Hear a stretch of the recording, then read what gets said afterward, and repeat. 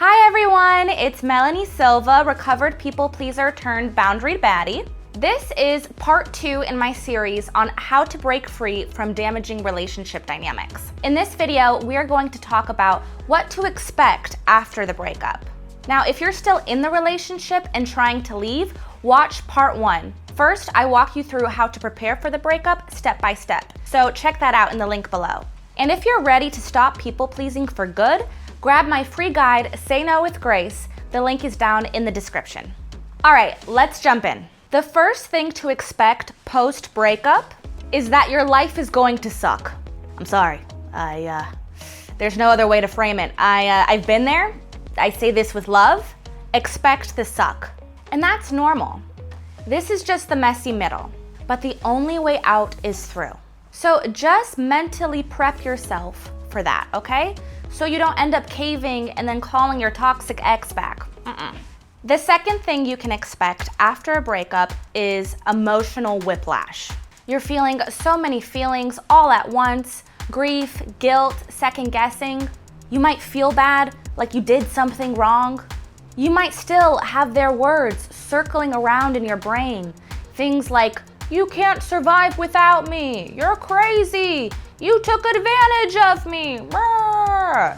Hey, what about when I bought you all those gifts and this is how you repay me? Ungrateful."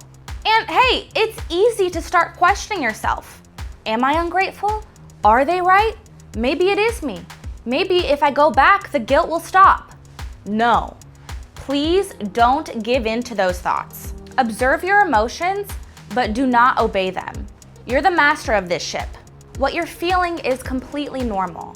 Unfortunately, it just takes time to pass through, but it will pass. You're not wrong for feeling what you feel. You're just detoxing from a relationship that trained you to doubt yourself. You're not overreacting. You're just freshly out of emotional CrossFit. You've been out here doing all these weird emotional CrossFit moves. You know, sometimes I see them in the gym doing like push-ups, jumping up, doing the ropes, okay? That's what your emotions have been doing this entire time. So yeah, you're sore. Be kind to self. The third thing you can expect is that you're going to start missing the relationship, but not really the person. Be mindful of that. What you're actually missing is the illusion of safety. If you've been with someone for a long time, even 6 months to a year, you've gotten used to a lifestyle. You had someone to text after work, someone to go home to when you had no Friday night plans, someone to fill the space. And now there's space, like a lot. There's quiet. And honestly, that can feel terrifying. You might have lost some of your friends while you were in this relationship. You might be slowly trying to rebuild those connections. That's okay. There's no shame in it. But what people often underestimate is the power of loneliness. And it's okay to feel lonely after a breakup, especially if you were isolated in the relationship. I remember talking to a girlfriend who had just gotten out of a relationship, and she asked me, she was like, "How do you have so many plans and people to hang out with? You're always busy." And I told her, I was like, "Girl, I've been single for a while. You just got out. I had to build this." So please be patient with yourself. You don't miss them. You miss the companionship. You're grieving the pattern, not the partner. And the good news? There are so many new companions out there. Friends of all different types, hobbies, backgrounds, and none of them try to control you, guilt you, or tell you what to do. You're not used to having relationships where you can have connection and freedom, and they still be there for you.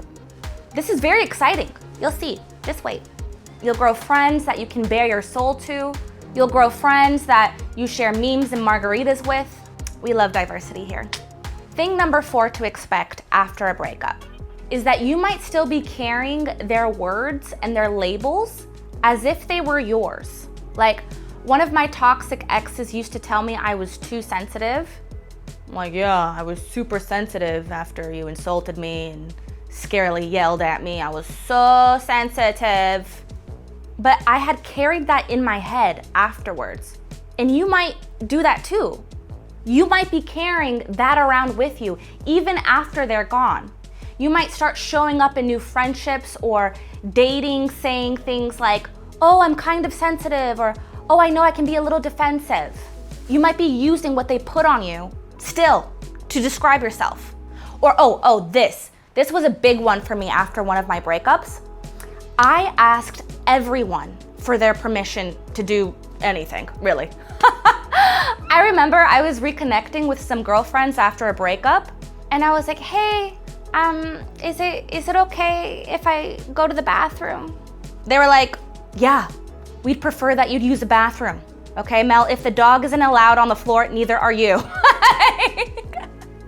I died laughing. I was like, why am I asking permission like a 9-year-old in class to use the bathroom? Because I was so used to it. I was like, note to self, I still have some healing to do.